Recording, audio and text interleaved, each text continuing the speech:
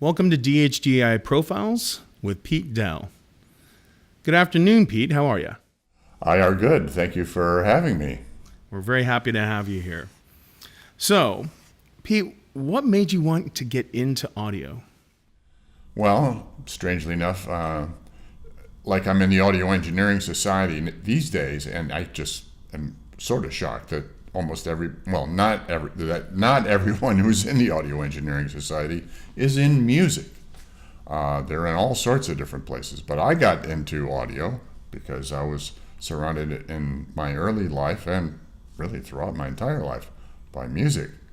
My family was into music, and my elder brother, was specifically into hi-fi building, and this is like in the 50s and 60s. Stromberg Carlson, like big cabinets with big speakers and, pouring like 50 pounds of sand into cabinets to keep the resonance down and all that kind of happy stuff, and building tube amps and whatnot, Heathkit and Ico and things like that, Dynaco.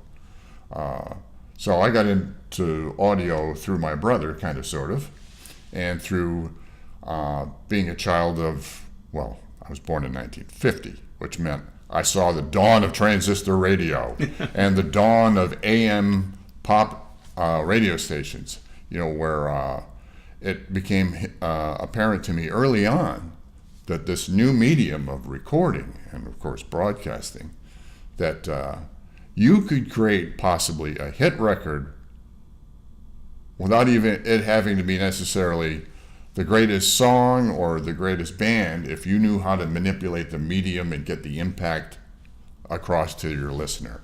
And all that was in the audio manipulation, in the mixing and the mastering and the presentation of the music packaged, I guess, in a way that was most easily digestible and reaching the biggest and most interested audience. Where I grew up in Rochester, New York, not only was there, the white popular music like Gene Cornish, the guitarist who was in the Young Rascals, or the Rascals, if you prefer. He had a band there, and there was also like a very large R&B, a nice, great, actually, R&B black radio station that pumped out lots of great, I got exposed to lots of great R&B records, and probably around 12 years old, my mother had a guitar, and this was before the Beatles, and probably my inspiration to pick up the guitar was the Ventures, or maybe the Beach Boys, probably the Ventures.